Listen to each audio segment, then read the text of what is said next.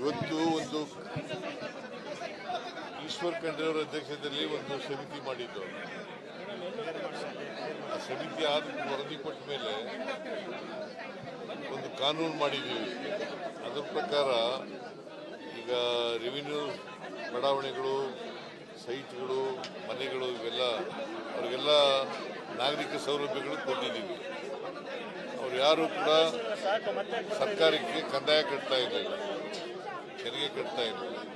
ಅದಕ್ಕೆ ಒಂದು ಬಿ ಖಾತೆ ಅಭಿಯಾನ ಮಾಡಬೇಕು ಅಂತ ಹೇಳಿದ್ದೀವಿ. ಎಲ್ಲ ಈಗ ಬೆಂಗಳೂರಿನಲ್ಲಿ ಮಾಡಿದ್ದೀವಿ. ಎಲ್ಲ ನಗರ ಪ್ರದೇಶಗಳಲ್ಲಿ, ಮುನ್ಸಿಪಾಲ್ಟಿಗಳಲ್ಲಿ ಮತ್ತು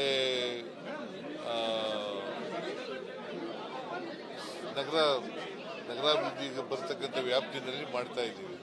ಸೊ ಅದಕ್ಕೆ ಎಲ್ಲ ಡಿ ಸಿಗಳು ಮತ್ತು ಇವರು ಯಾರು ಯೋಜನಾ ಇಲಾಖೆಯವರು ಮತ್ತು ಇತರ ಅಧಿಕಾರಿಗಳು, ಸಿಇಒ ಅದೆಲ್ಲ ಮೀಟಿಂಗ್ ಮಾಡಿ ಹೇಳಿದ್ದೀವಿ.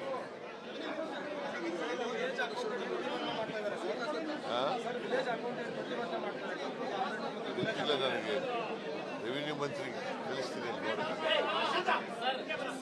ಪಾಲಿಟಿಕ್ಸ್ ಕ್ವಶನ್ ಸರ್, ರಾಜಣ್ಣ ಅವರು ಮತ್ತೆ ಡಿ ಕೆ ಶಿವಕುಮಾರ್ ಅವ್ರ ನಡುವೆ ಹುಟ್ಟಾಟಗಳು ಪ್ರಾರಂಭ ಆಗಿದೆ. ರಾಜಣ್ಣ ಅವರು ನಿಮ್ಮ ಪರವಾಗಿ ಬ್ಯಾಟಿಂಗ್, ಸಿಎಂ ಅವರನ್ನು ಮುಂದುವರಿಬೇಕು,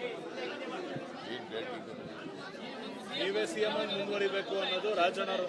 ಈಗ ಅದ್ರ ಬಗ್ಗೆ ನಾನು ಕಾಂಟ್ರವರ್ಸಿ ಮಾತಾಡಕ್ಕೆ ಹೋಗಲ್ಲ. ಅವರ ಅಭಿಪ್ರಾಯಗಳನ್ನೇ ಹೇಳಿದ್ದಾರೆ. ಡಿ ಕೆ ಶಿವಕುಮಾರ್ ಅವರ ಅಭಿಪ್ರಾಯ ಹೇಳಿದ್ದಾರೆ, ರಾಜಣ್ಣ ಅವರ ಅಭಿಪ್ರಾಯ ಹೇಳಿದ್ದಾರೆ. ಅಧಿಕಾರದ ಸೂತ್ರ ರಚನೆ ಆಗಿರೋದು ಸತ್ಯನ ಅಂತ ಸರ್. ಈ ಅಧಿಕಾರದ ಸೂತ್ರ ರಚನೆ ಆಗಿರೋದು ಸತ್ಯನ ಅಂತ ಸರ್.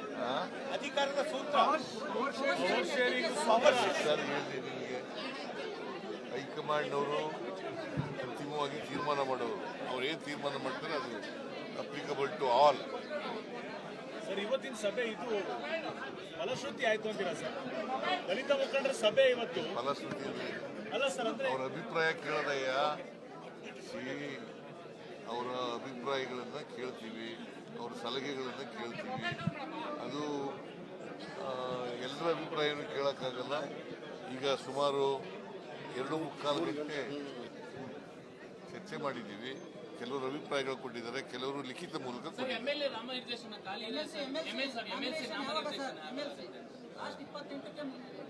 ಇಲ್ಲ, ನನಗೆ ಕಾಲು ನೋವಾಗೈತಲ್ಲ, ಅದಕ್ಕೆ ದಿಲ್ಲಿಗೆ ಹೋಗಕ್ಕಾಗಲಿಲ್ಲ. ಹಾಗಾಗಿ ವಿಳಂಬ ಆಗಿದೆ. ಕಾಲು ತಕ್ಷಣ ಮಾಡ್ತೀವಿ. ಕಾಲು ಸರಿಯಾದ ಮೇಲೆ ಇಲ್ಲ ಅವರೇ ಇಲ್ಲಿ ಬರ್ತಾರ ಅಥವಾ ನಾನೇ ಅಲ್ಲಿಗೆ ಹೋಗ್ತೀನಿ.